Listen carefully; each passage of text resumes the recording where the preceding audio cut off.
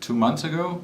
They contacted me and said, well, we've got this little project and we don't even know if you're interested. We don't have much money, we don't have much time, but let us hear if you can do it. And we took a look at it and brought it to some of my great colleagues here in Malmö.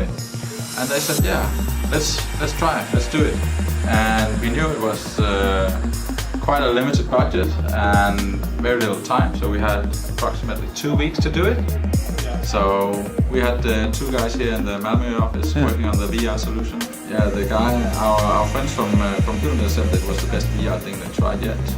And for me, it's better than some of the games we have on the Vive in the office. So I was quite amazed, and everyone was extremely happy.